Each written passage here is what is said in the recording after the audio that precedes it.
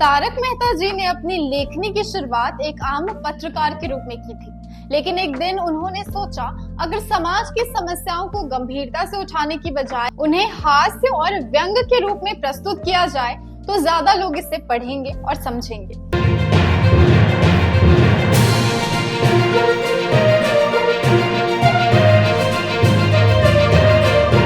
नमस्कार, मैं प्रियंका सिंह और आप देख रहे हैं द एसबी प्रेस।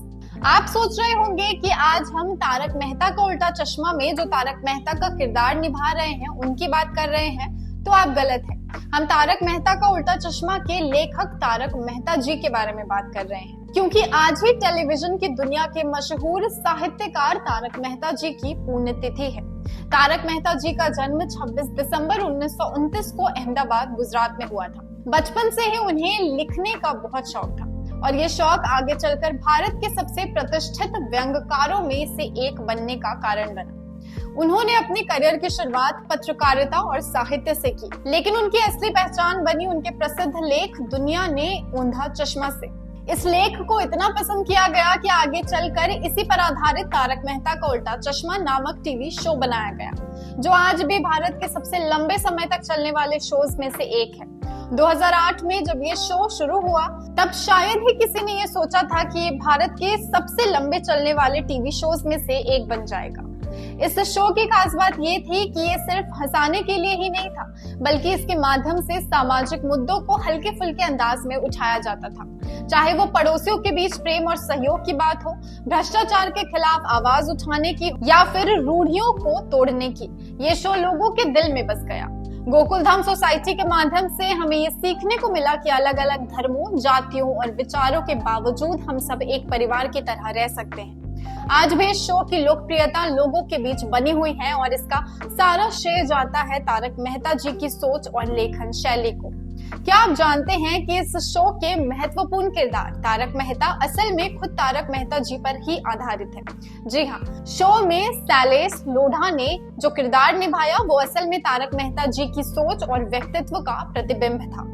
असल जिंदगी में भी तारक मेहता जी हंसमुख, ईमानदार और समाज के प्रति जागरूक इंसान थे। वे हमेशा अपने लेखन के जरिए लोगों को सोचने और सुधारने के लिए प्रेरित करते थे। अपने जीवन के अंतिम कुछ वर्षों में तारक मेहता जी का स्वास्थ्य धीरे धीरे गिरने लगा। बढ़ती उम्र के कारण उन्हें कई बीमारियों ने घेर लिया था। उन्हें लंबे समय से किडनी और ब्लड प्रेशर की समस्या थी।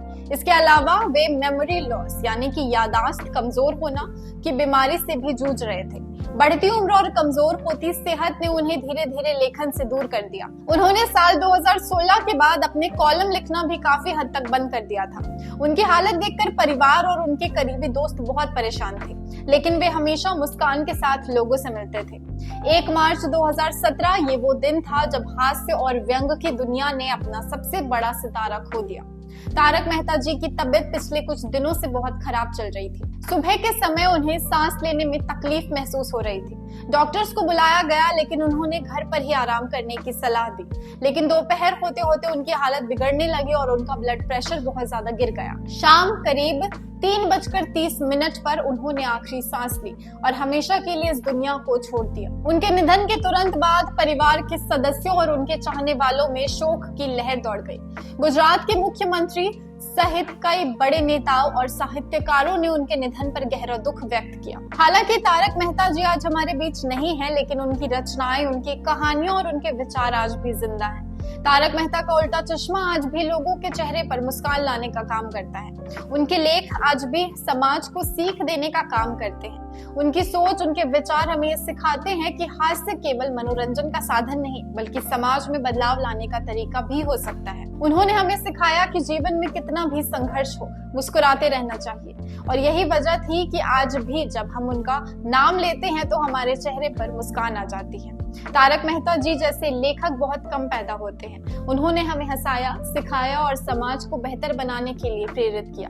आज उनके निधन को कई साल हो चुके हैं, लेकिन उनकी कहानियां और उनके विचार हमेशा अमर रहेंगे।